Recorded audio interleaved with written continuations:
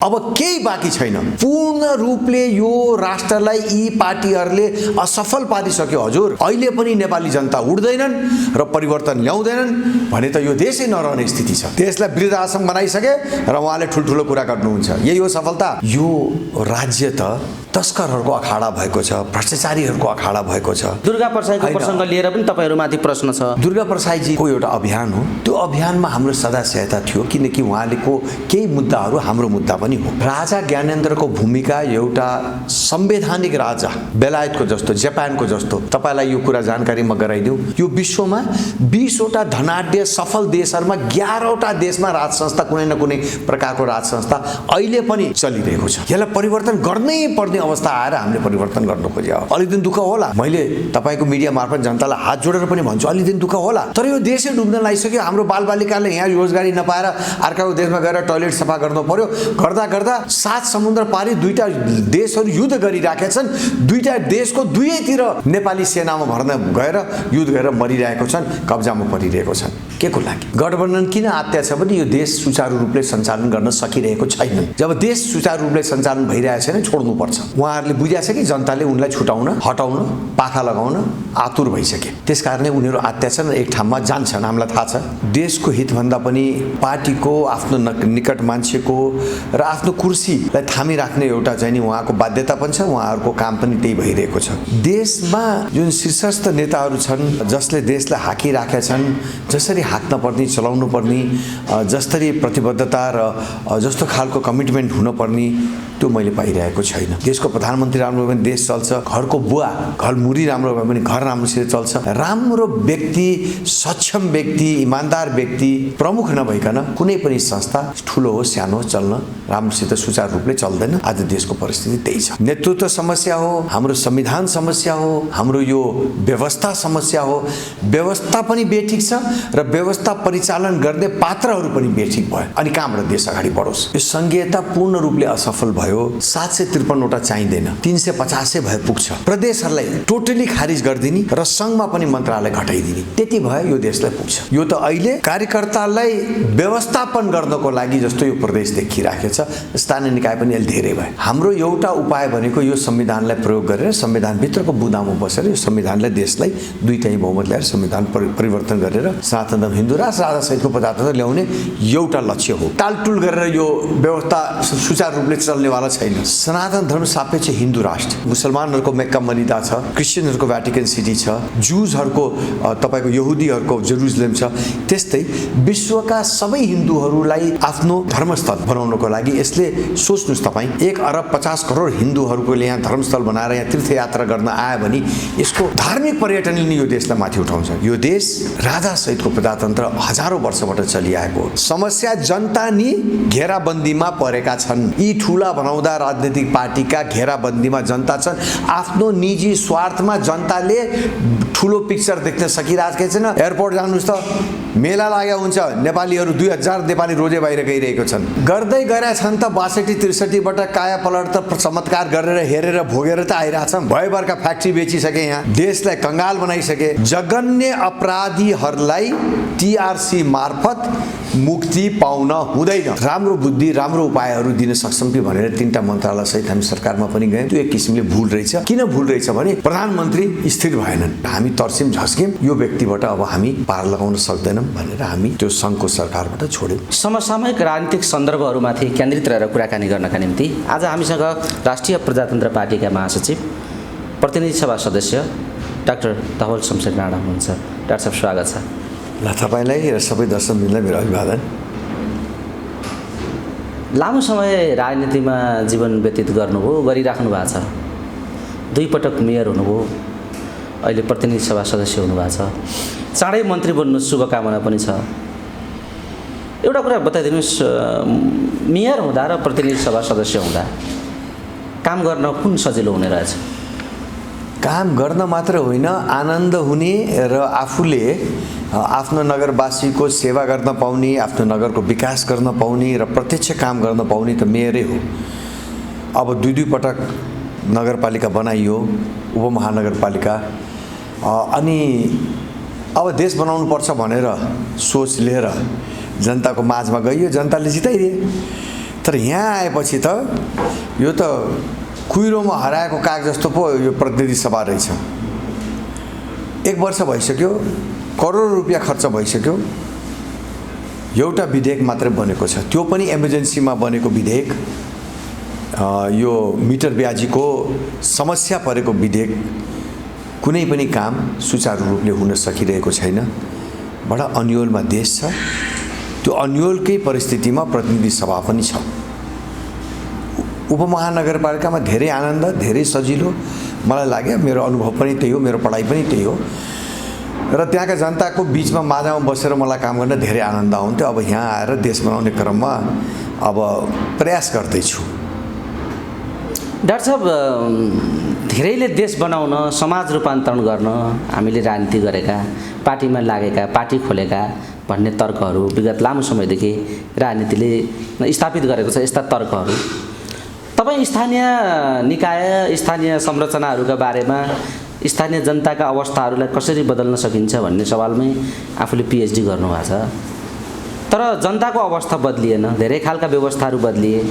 जनताका निम्ति, राष्ट्रका निम्ति राजनीति गरेका हौँ भन्नेहरूले व्यवस्थाहरू धेरै खालका दिए, तर जनताको अवस्था चाहिँ बिग्रिँदै गयो भन्ने अहिले व्यापक आलोचना छ। बताउनुहोस् त, यो किन यस्तो हुन्छ राजनीतिमा? अब धेरै कुराले सफलता धेरै कुरामा निर्भर हुन्छ। स्थानीय निकायमा त्यसको बल गेम खेले अर्को हो होइन। त्यहाँ त मैले अब जे गर्नु त्यो गरिस्, जनता खुसी पनि भयो, नगरपालिका बन्यो, अहिले उत्कृष्टै नगरपालिका छ र त्यहाँका जनताले माया गर्छ, पटक पटक जिताइ पनि दिन्छन्। अब यहाँ आएर यहाँको परिस्थिति अलि फरक छ। नेतागणहरू देशको हितभन्दा पनि पार्टीको, आफ्नो निकट मान्छेको र आफ्नो कुर्सीलाई थामिराख्ने एउटा चाहिँ नि उहाँको बाध्यता पनि छ, उहाँहरूको काम पनि त्यही भइरहेको छ।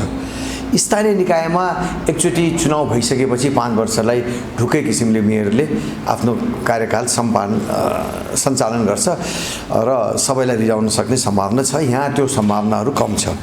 तर देशमा जुन शीर्षस्थ नेताहरू छन्, जसले देशलाई हाकिराखेका छन्, जसरी हाँक्न पर्ने, चलाउनु पर्ने, जसरी प्रतिबद्धता र जस्तो खालको कमिटमेन्ट हुनुपर्ने, त्यो मैले पाइरहेको छैन।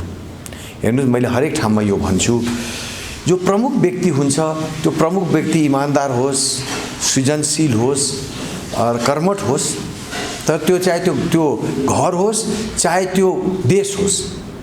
प्रमुख व्यक्ति या तो कंपनी हो, सीईओ, कंपनीको राम्रो भयो भने त्यो कंपनी राम्रो चल्छ, देशको प्रधानमन्त्री राम्रो भयो भने देश चल्छ, नगरको मेयर राम्रो भयो भने नगर राम्रो हुन्छ, घरको बुवा घरमुरी राम्रो भयो भने घर राम्रोसित चल्छ।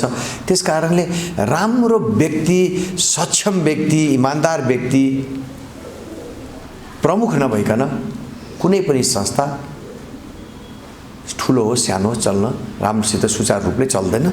आज देशको परिस्थिति त्यही छ, जहाँसम्म मैले बुझे हो। त्यसको मतलब नेतृत्व समस्या हो भन्ने कुरा हो। नेतृत्व पनि समस्या हो, नेतृत्व समस्या हो, हाम्रो संविधान समस्या हो, हाम्रो यो व्यवस्था समस्या हो। व्यवस्था पनि बेठिक छ र व्यवस्था परिचालन गर्ने पात्रहरू पनि बेठिक भयो। अनि कहाँबाट देश अगाडि बढोस्? गरिबीमा झन्झन हामी धस्दै गइरहेको छौँ। कुनै चिज सुचारू रूपले चल्न सकेको छैन यो देशमा। डाक्टर साहब, तपाईँको अध्ययन पनि एक खालको संवेदनशील खालको विषयमा तपाईँले अध्ययन गर्नुभयो। स्थानीय निकाय भन्ने कुरा चाहिँ वास्तवमा आधारभूत निकाय हो। तपाईँको अध्ययनले के भन्छ? यो पार्टीको राजनीतिको आग्रह पूर्वाग्रह भन्दा अलि मास्तिर उठेर हेर्दा यो सङ्घीयता कस्तो कुरा हो? तपाईँको अध्ययनले के भन्छ? पूर्ण रूपले असफल भयो यो सङ्घीयता, पूर्ण रूपले असफल भयो। यो प्रदेशहरू असफल भएको छन्। अब मलाई सोध्नुहुन्छ भने कुनै बेला त्यस्तो मौका आएछ भने यो देशमा स्थानीय निकायहरूको दायरा ठुलो गर्ने, अधिकार धेरै दिने र भूगोल बढाइदिने। 753वटा चाहिँदैन, 350 भए पुग्छ र प्रदेशहरूलाई टोटली खारिज गरिदिने र सङ्घमा पनि मन्त्रालय घटाइदिने। त्यति भए यो देशलाई पुग्छ। धेरै जिम्मेवारी ठुलो भूगोल गरेर स्थानीय निकायलाई दिने, थोरै मन्त्रालयहरू चाहिने पर्ने राख्न पर्ने मन्त्रालयहरू सङ्घमा राख्ने र प्रदेशमा राख्ने। यति भए पनि यो देशको राजनीतिलाई, यो देशको प्रशासन चलाउन, राजनीति चलाउन पुग्छ। यो त अहिले कार्यकर्तालाई व्यवस्थापन गर्नको लागि जस्तो यो प्रदेश देखिराखेको छ। स्थानीय निकाय पनि अहिले धेरै भयो। तपाईको मेरो विचारमा संघीयताको विरोध त तपाईहरुले गर्नुभएकै छ। तर एउटा अनौठो कुरा डाक्टर साहब, तपाईहरुको पार्टी तपाईहरु संघीयताको विरोध गर्नुहुन्छ, तर प्रदेशका सबैभन्दा ठुलठुला बार्गेनिङ पनि तपाईहरु नै गर्नुहुन्छ।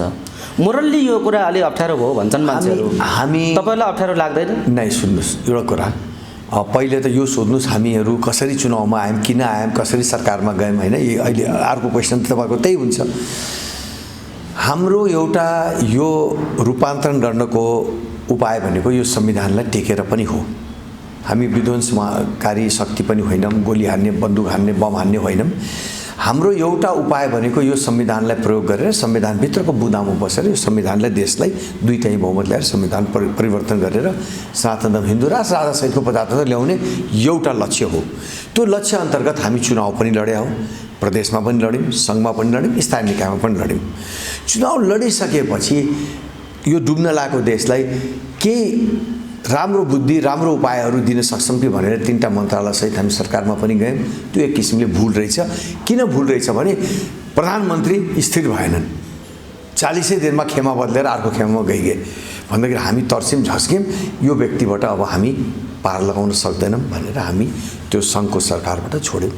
प्रदेशको कुरा पनि हामी चुनाव लडिसकेका थियौं। चुनाव लडिसकेपछि अब सरकारमा जाने भनेर भएपछि हामी गयौं, त्यो पहिलो कार्यकालको भने।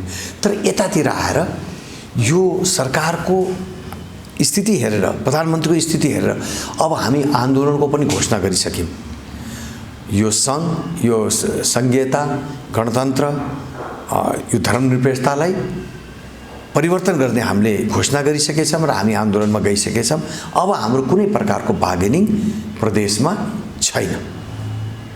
तपाईले यसो भन्दै गर्दा नि राजनीति देशको विकासका निम्ति र सुशासनका निम्ति राजनीतिक स्थिरता हुनु जरुरी छ भन्ने भनाइ छ। राजनीतिको आधारभूत शर्त त्यस्तो हुन्छ भन्ने भनाइ छ। तर तपाईहरु चाहिँ सबै कुरा छोड्न तयार छौं पर्यो भने, तर अब हामी आन्दोलनमा जान्छौं भन्दै हुनुहुन्छ। यो कस्तो खालको रहर हो तपाईहरु? रहर होइन, यो बाध्यता हो। हेर्नुस् देश कहाँ छ मैले भनिराख्नु पर्दैन।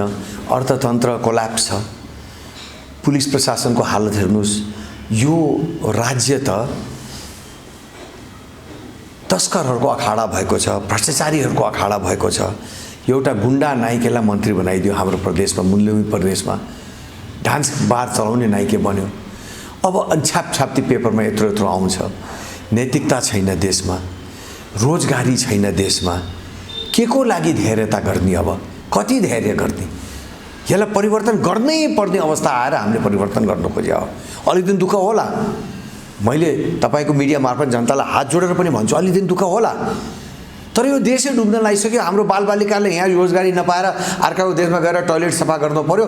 गर्दा गर्दा 7 समुद्र पारी दुईटा देशहरू युद्ध गरिराखेका छन्। दुईटा देशको दुवैतिर नेपाली सेनामा भर्न गएर युद्ध गरेर मरिरहेको छन्, कब्जामा परिरहेको छन्। के को लागि? रोजगारी दिन नसकेर पैसाको लागि हो नि। पूर्ण रूपले यो राष्ट्रलाई यी पार्टीहरूले असफल पारिसक्यो हजुर। अब केही बाँकी छैन। अहिले पनि नेपाली जनता उड्दैनन् र परिवर्तन ल्याउँदैनन् भने त यो देशै नरहने स्थिति छ। डाक्टर साहब, एउटा कुरा परिस्थितिको सुधारका निम्ति आन्दोलन भन्ने कुरा एउटा कुरा भयो, तर तपाईहरुका मुद्दा र एजेन्डा हेर्दाखेरि त पूर्ण रूपमा राज्य सत्ता परिवर्तनको कुरा गरिराख्नु भएको। एकदम यो कुराले अस्थिरता ल्याउँदैन? हैन, अस्थिरता ल्याउला अलि दिन। मैले त्यही कारण त माफी मागिरहेको छु नि। अलि दिन आन्दोलन गर्ने क्रममा अलिकति दुःख होला, के होला, कसो होला है। हामी तर शान्तिपूर्ण आन्दोलन हो। तर अब यसलाई शान्तिनो टालटुल गरेर यो व्यवस्था सुचारू रूपले चल्नेवाला छैन। सानो अपरेसन गरेर मलमपट्टी लगाएर हुनेवाला स्थिति छैन। पूर्ण रूपले यसलाई बदलिनु पर्यो। अनि यो व्यवस्था परिवर्तनकै आन्दोलन हामी गर्छौं भन्दै हुनुहुन्छ तपाईहरु। यसो भन्ने थुप्रैले आन्दोलन गरिराखेका पनि छन्। सायद अब सङ्गठित गर्नुहुन्छ होला, एक ठाउँमा आउनुहुन्छ होला, स्वतत्व देखिन्छ। तर ल्याउने के भन्नेमा अन्योलता छ। म यहाँलाई प्रश्न भनिरहेको छु नि। सबभन्दा पहिले हामीले यो देशमा सनातन धर्म सापेक्ष हिन्दू राष्ट्र, त्यसको दुईटा कारण छ। एउटा कारण हाम्रो धार्मिक मूल्य मान्यता, परम्परा, हाम्रो सभ्यता, वर्षौँदेखि चलिआएको सभ्यता। अर्को यो धार्मिक पर्यटनले पनि देशलाई समृद्ध बनाउन सक्ने सम्भावनाहरू छ। 1 अरब 50 करोड हिन्दूहरूको यो धर्मस्थल बनाउने, जस्तो मुसलमानहरूको मेक्का मदिना छ, क्रिस्चियनहरूको भ्याटिकन सिटी छ, जुजहरूको तपाईँको यहुदीहरूको जेरुसलेम छ। त्यस्तै विश्वका सबै हिन्दूहरूलाई आफ्नो यो चाहिँ धर्मस्थल बनाउनको लागि यसले सोच्नुहोस् तपाईँ 1 अरब 50 करोड हिन्दूहरूले यहाँ धर्मस्थल बनाएर यहाँ तीर्थयात्रा गर्न आयो भने यसको धार्मिक पर्यटनले नै यो देशलाई माथि उठाउँछ। एउटा त त्यो। अर्को, यो देश हजारौँ वर्षबाट कुनै न कुनै राज संस्थाप्रति सञ्चालित भइरहेको देश हो। यहाँ यो देशको हरेक हेर्नुहोस् व्यवस्था बेठिक हुँदैन, तर कुन व्यवस्थाले कुन देशलाई फाप्छ, कुन देशलाई सुहाउँछ त्यसमा निर्भर हुन्छ। यो देश राजासहितको प्रजातन्त्र हजारौँ वर्षबाट चलिआएको, स्वतन्त्र भइरहे यहीँ रोजगारी हुन्थ्यो। खुब गए लाउरे हुन्थे, आर्मीमा जान्थे, इन्डियन आर्मी, ब्रिटिस आर्मी, पछि ब्रुनाई आर्मीमा जानलाई। अहिले त बाख्रा चलाउन, भेडा चलाउन, बाथरुम सफा गर्न, बिल्डिङ बनाउन, अब गर्दा गर्दा अर्काको देशमा अब कुनै सम्झौता नभएर केही नभएर लुकेर गएर मर्न जान परिरहेछ, लडाइँ गर्न गइरहेछ। त्यस कारणले अब सानोतिनो अपरेसन भएर यो रोग निको हुँदैन। त्यस्तो परिस्थिति छ त? त्यस्तो परिस्थिति बनेको छ? तपाईले यत्रा ठुला राजनीतिक दलहरू एकातिर छन्, राजनीतिक दल ठुला छन्, आफ्नो लागि ठुला, यति धेरै मजबुत सङ्गठन छ उनीहरूको, जनता उनीहरूले होल्ड गरेका छन्। त्यही त तपाईहरुले कसरी हैन, समस्या यसलाई क्रस गर्न सक्नुहुन्छ? समस्या यही हो। समस्या जनता नि घेराबन्दीमा परेका छन्। यी ठुला बनाउँदा राजनीतिक पार्टीका घेराबन्दीमा जनता छन्। आफ्नो निजी स्वार्थमा जनताले ठुलो पिक्चर देख्न सकिरहेको छैन। देश डुब्दै गइरहेको छ। निजी स्वार्थमा जनता, पार्टीगत स्वार्थमा जनता डुबिरहेको छ। त्यस कारणले हामी जनतालाई हामीले आग्रह गरिरहेको छौँ कि चाहिँ नि यो चाहिँ नि अब यसबाट निस्किन पर्यो र चाहिँ नि बाहिर निस्केर जनताले बाहिर निस्केर यो परिस्थितिबाट बाहिर निस्केर यो देशलाई मुक्ति दिलाउनु पर्यो भनेर हामीले आग्रह गरिरहेका छौँ जनतालाई। अब सानो अपरेसनले मैले अघि नै भने नि, ठुलो पार्टी, ठुलो नेता, ठुलो घुसिया, ठुलो बदमास यिनी त भएछन्।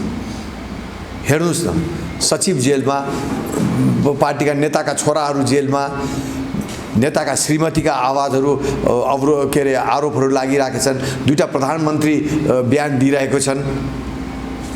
तस्करको राज्य भएको छ। गर्दा गर्दा अर्काको देशलाई हाम्रो शरणार्थी बनाएर अमेरिका पठाइदिने भएको छ।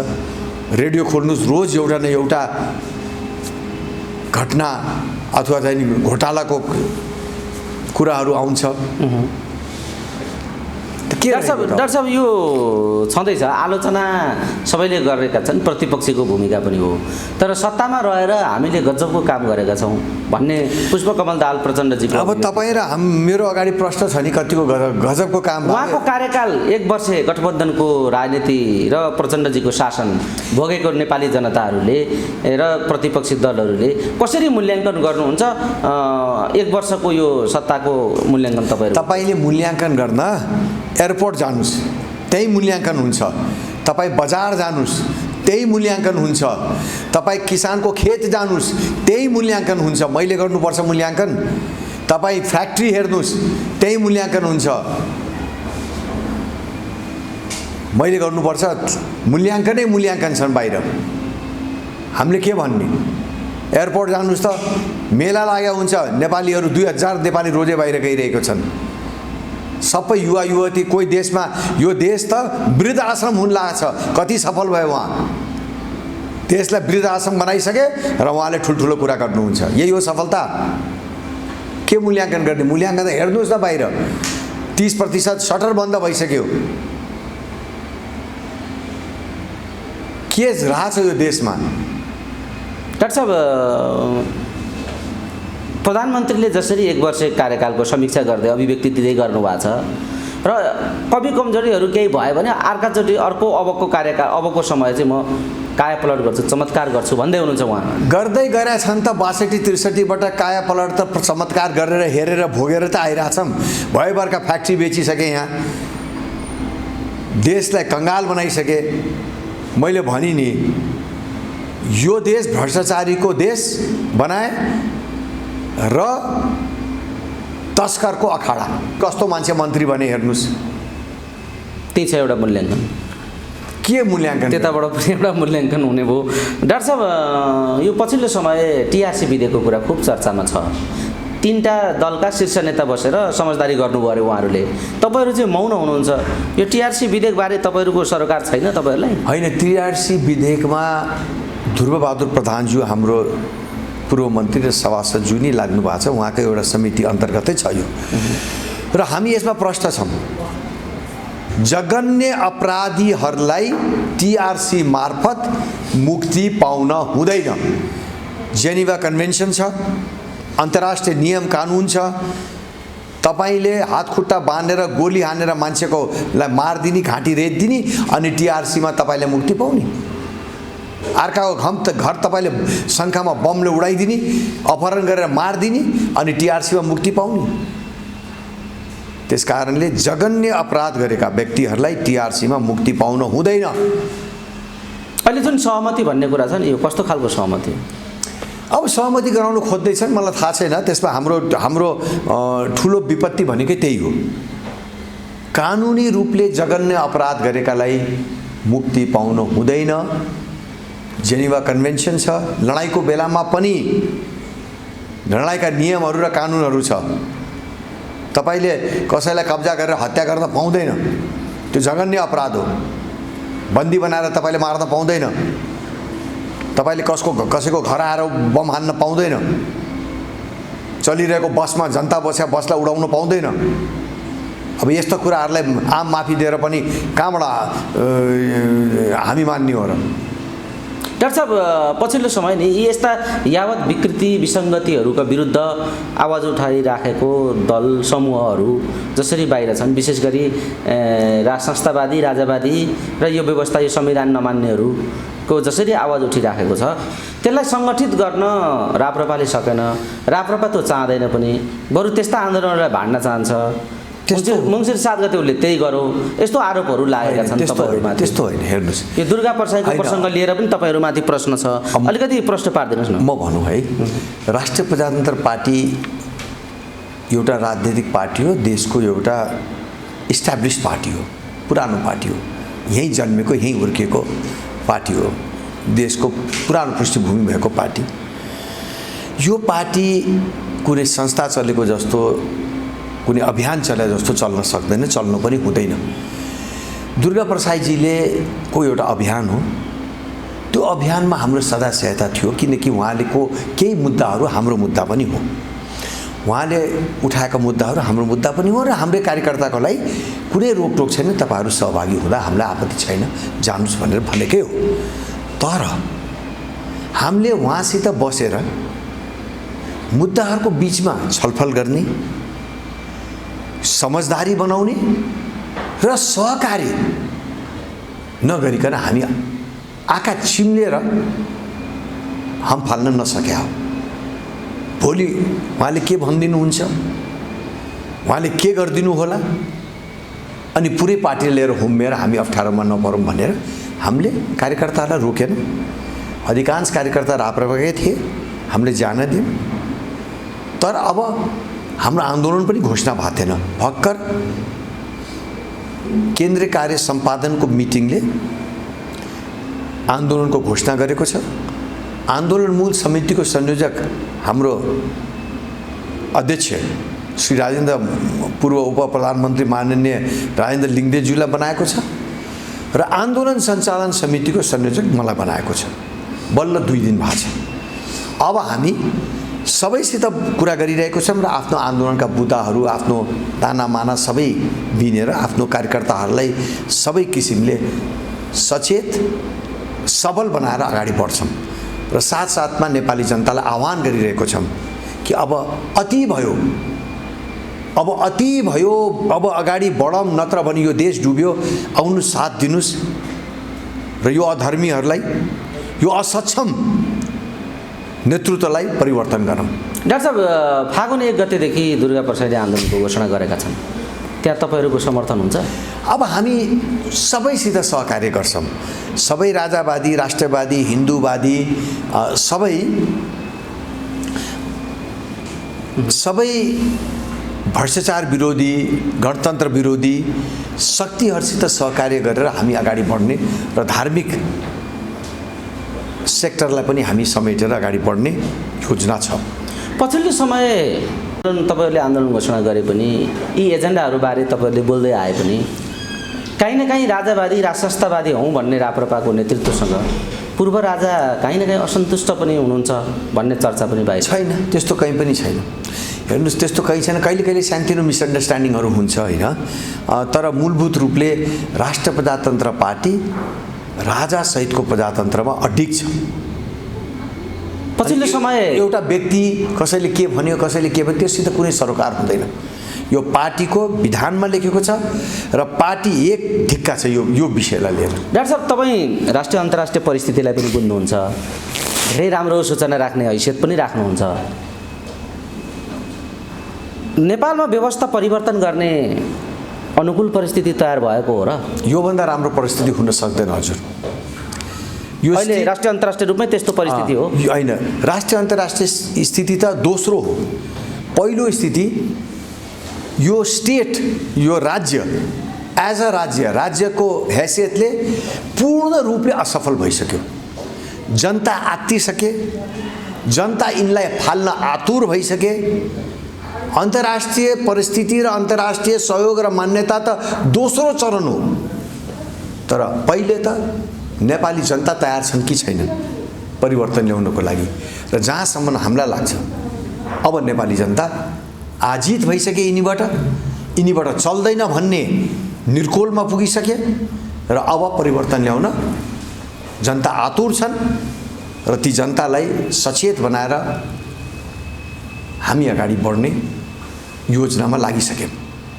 अहिले सांसद पूर्ण रूपले असफल भएको छ। मैले अघि नै यहाँलाई निवेदन गरिसकेँ। 1 वर्षको दरम्यानमा हामीले एउटा विधेयक पास गऱ्यौँ, त्यो पनि इमर्जेन्सीमा आएको विधेयक। पास नगरे मार खाने स्थिति हुन्थ्यो, सडकमा नेताहरूले मार खाने स्थिति थियो यो मिटर ब्याजीहरू मार्फत।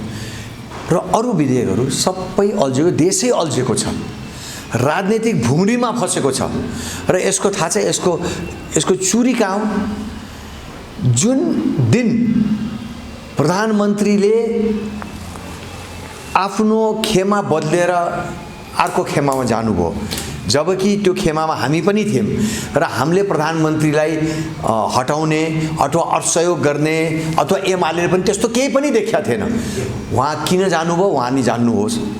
तर त्यो गर्ने बित्तिकै अब देशको अर्को ठुलो शक्ति एमाले एकदमै नकारात्मक परिस्थितिमा प्रधानमन्त्रीलाई हेर्न थाल्थे। स्वाभाविकै हो, उहाँलाई एमाले प्रधानमन्त्री बनाइदियो, उहाँको भने मानेकै थियो, उहाँलाई निकाल्ने योजनै थिएन। हामी त साथमा पुच्छरै त थियौँ, 3टा मन्त्रालय थियो, त्यो 3टा मन्त्रालय पनि हाम्रो राम्रै चलाउने सुरुवात भएको थियो। एकासी उहाँले खेमा परिवर्तन गरेर अर्कोतिर जाने बित्तिकै त त्यसले एउटा मनस्थिति नै बिग्रिया छ। र त्यो बिग्रेको मनस्थिति, त्यो नकारात्मक मनस्थितिले जहाँसम्म मलाई लाग्छ 5 वर्ष यो प्रतिनिधि सभालाई सुचारू रूपले चल्न सक्ने सम्भावना मैले देख्दैन। हरेक संस्था, चाहे त्यो घर होस् चाहे त्यो सरकार होस्, जुन प्रमुख व्यक्ति हुन्छ उसको सोच सकारात्मक र उसको सोच इमानदारीता साथ ऊ अगाडि बढ्यो भने सफलता हासिल गर्न सकिन्छ। जस्तै परिस्थितिमा पनि हेर्नुहोस्, न सोच सकारात्मक छ, न परिस्थितिको मूल्याङ्कन छ, न भ्रष्टाचारीहरू र बदमाश गुण्डाहरूलाई काबुमा ल्याउन सकेका छन्। अहिले पनि राज्य चलाउने पात्रहरूको विषयमा मैले धेरै भन्न चाहन्न। नातावाद कृपावादमै लप्टिया छन्, जहाँ हेऱ्यो पैसा खोजेको छन्। परै नजाउँ, म त्यो यो नागरिक उड्डयनको समितिमा पनि छु। त्यहाँ ग्राउन्ड ह्यान्डलिङमा धेरै पैसा हुन्छ भनेर त्यो ग्राउन्ड ह्यान्डलिङ प्राइभेट कम्पनीलाई दिने रे। एनएसीले चलाइरहेछ, नेपाल एयरलाइन्स कर्पोरेसनले, त्यसैबाट उनीहरूले अरू काम गरेर त्यसलाई प्राइभेट कम्पनीलाई दिदिन्। त्यत्रो लगानी छ एनएसीको। हरेक ठाउँमा हेर्नुहोस्, जहाँ पैसा हुन्छ यत्रो ठुल्ठुलो आँखा गर्यो त्यहाँ लुट्न यिनीहरू तयार छन्। अब यस्तो परिस्थितिमा के हुन्छ? तपाईँले रेडियो खोल्नुहोस् न, रोज एउटा न एउटा काण्ड आछ। डाक्टर साहब, तपाईँले अघि सङ्केत गर्नुभएको थियो यस्तै तरिका यस्तै गतिमती हो भने चाहिँ यसले 5 वर्ष धान्छ जस्तो देख्दिनँ म भन्ने तपाईँले जुन कुरा भन्नुभयो, 5 वर्ष जान्छ जस्तो लाग्दैन भनेर तपाईँले जसरी आकलन गर्नुभयो, त्यसको मतलब के मुलुक अब मध्यावधिमा जान्छ भन्ने हो? मुलुकमा आमूल परिवर्तन हुन्छ भन्ने मलाई लागेको छ। जनताको धैर्यताको बाँध टुटिसकेछ। एउटा चिङ्गारी चाहिएछ। यो मध्यावधितिरको कुरा होइन तपाईँ? मध्यावधितिरको पनि कुरा होइन। हेर्नुहोस्, अब जनता सडकमा आउँछ जस्तो मलाई लागेको छ र जनतालाई सडकैमा आएर परिवर्तन गर्नुपर्छ भन्ने पनि त्यो मान्यता पनि मैले लिएको छु। सानोतिरो अपरेसनले अब यो घाउ निको हुनेवाला छैन। मध्यावधि गरेर यही कब्जा गरेर राखेको छन् जनतालाई यिनले। फेरि यिनी त आउने होला नि, अब फेरि यही तमासा सुरु हुने होला। त्यसमा राजा ज्ञानेन्द्रको भूमिका कस्तो? राजा ज्ञानेन्द्रको भूमिका एउटा संवैधानिक राजा, बेलायतको जस्तो, जापानको जस्तो। तपाईँलाई यो कुरा जानकारी म गराइदिउँ, यो विश्वमा 20वटा धनाढ्य सफल देशहरूमा 11वटा देशमा राज संस्था, कुनै न कुनै प्रकारको राज संस्था अहिले पनि चलिरहेको छ। हामीले कल्पना गरेको अबको ज्ञानेन्द्र राजा एउटा संविधानभित्र बस्ने अभिभावकीय भूमिका खेल्ने राजा, राजनीति गर्ने, नेपालीका छोरा र छोरीले राजनीति गर्ने राजाले अथवा राज संस्थाले राजनीति गर्न हामीले अगाडि सारे होइन। डाक्टर साहब, जसरी तपाईँले भन्नुभयो नि, यो निकासका लागि एउटा निकासको गाँठो चाहिँ ठुला राजनीतिक दलहरू नै बन्देको हुनाले निकास भएन भन्ने कुरा पनि छ। उनीहरूको प्रवृत्तिले समस्या पारो भन्ने एउटा कुरा छ। अर्को कुरा, यो अझ कसिलो गठबन्धनको गाँठो अझै कसिलो बनाउनुपर्छ भन्ने उहाँहरूको एक्सर्साइज, अझ 12 बुँदेका हस्ताक्षरकर्ताहरू एक ठाउँ आउनुपर्छ भनेर बैठक गर्नुभयो उहाँहरूले। त यस्तो अवस्थामा यो गठबन्धनको भविष्य चाहिँ कस्तो देख्नुहुन्छ? अहिले के छ गठबन्धनबारे तपाईँहरूको आकलन के हो? गठबन्धन आत्या छ। गठबन्धन किन आत्या छ भने यो देश सुचारू रूपले सञ्चालन गर्न सकिरहेको छैन। जब देश सुचारू रूपले सञ्चालन भइरहेको छैन, छोड्नुपर्छ। उहाँहरूले बुझेको छ कि जनताले उनलाई छुटाउन, हटाउन, पाखा लगाउन आतुर भइसके। त्यसकारणले उनीहरू आत्या छन् र एक ठाउँमा जान्छन्, हामीलाई थाहा छ। त्यसकारणले हामी पनि परिवर्तन खोज्ने शक्ति, संहिता, राज संस्था, सनातन धर्म खोज्ने शक्तिहरू पनि, भ्रष्टाचार विरोधी शक्तिहरू पनि एक ठाउँमा आउनुपर्छ भन्ने हाम्रो पनि यो सोच हो। काङ्ग्रेस, एमाले, माओवादी भित्रै डाक्टर साहब यति ठुलो जमात चाहिँ असन्तुष्ट जमात छ, तर त्यो जमातलाई समेट्ने गरी तपाईँहरूले कुनै एक्सन प्लान बनाउनु भएको छ? अब हेर्नुहोस् त, अब भर्खर त 2 दिन भयो हाम्रो कार्य सम्पादन समितिको निर्णय भएर अब मलाई केही जिम्मेवारीहरू आएको छ। हामी यो देशका सबै राष्ट्रवादीहरूलाई र देशमा सुशासन चाहने, भ्रष्टाचार निर्मूल गर्ने र चाहिँ देशको प्रगति र उन्नति चाहने र यस्ता खाले फोरी राजनीतिबाट देशलाई बाहिर लग्ने शक्तिहरूलाई हामी आह्वान गर्छौँ। चाहे त्यो एमालेका हुन्, चाहे काङ्ग्रेसका हुन्, चाहे माओवादीका क्याडर हुन्, भोटर हुन्, सबैलाई हामीले आह्वान गरिरहेछौँ। आजै तपाईँको मिडियाबाट पनि म उहाँ सबैलाई आह्वान गर्न चाहन्छु। डाक्टर साहब, जाँदा जाँदै तपाईँहरूले सबै राज संस्थावादी, राजावादी शक्तिहरूलाई एक ठाउँमा ल्याउन सक्नुहुन्छ? सबै राजावादी, राष्ट्रवादी, हिन्दूवादी, भ्रष्टाचार विरोधी, संघीयता विरोधी, गणतन्त्र विरोधीलाई एक ठाउँमा आउन बाध्यता छ। किन अर्कोतिर एउटा दुर्गा प्रसाईको सानो आह्वानमा डराएर थुरथुर भएर यी गणतन्त्रवादी एक ठाउँमा एउटा बिलमा जान लाए। झन् यत्रो शक्तिहरू मिलेपछि त उनीहरू एक ठाउँमा जान्छन्। त्यसकारणले हामीले पनि यो सबै यो व्यवस्था र यो परिस्थितिका विरोधी शक्तिहरूलाई एक ठाउँमा राखेर अगाडि बढ्ने हाम्रो योजना छ। के भन्न चाहनुहुन्छ डाक्टर साहब? जनतालाई, दर्शक श्रोताहरूलाई के अपिल गर्न चाहनुहुन्छ जाँदा जाँदा? म नेपाली जनतालाई हात जोडेर के आग्रह गर्न चाहन्छु तपाईँको मिडिया मार्फत, अब अति भयो। अहिले पनि हाम्रो मूल्य मान्यता संस्कृति धर्म हाम्रो देशको अस्मिता हाम्रो देशको प्रगति उन्नति हाम्रो युवाहरूको भविष्य यो काली लाग्दो परिस्थितिबाट यो भ्रष्टाचारहरूको अखाडा बनाएको परिस्थितिबाट गुण्डाहरूको राज्य बनाएको परिस्थितिबाट हामीले निकाल्न सकेनौँ भने यो देश समाप्त हुन्छ। हामी नेतृत्व गर्न तयार छौँ, अगाडि बढ्न तयार छौँ, जे परे हामी सहन तयार छौँ। जनता जनार्दनलाई हामीलाई सहयोग गर्नुहोस्। यो देश डुब्न लाग्यो, यो डुब्न लागेको देशलाई उमो उठाउनु छ। तपाईँ पनि आउनुहोस्, ठुलो राम्रो उज्जवल भविष्य छ, हुनसक्छ यो देशको। चाइना र इन्डियाको बिचमा दुईटा ठुला इकोनोमिक आर्थिक रूपले शक्तिशाली देशको बिचमा हामी छौँ। हामी त यो विश्वको एउटा शक्तिशाली आर्थिक रूपले शक्तिशाली धनाढ्य राष्ट्र हुनुपर्ने ठाउँमा आज हामी कहाँ छौँ मैले भनिरहनु पर्दैन। त्यसकारणले अब जनता जागम, जनता उठम र अब परिवर्तन ल्याउन आवश्यकता छ। त्यसको लागि हामी अगाडि बढेको छौँ। हामीलाई साथ र समर्थन गर्नुहोस्।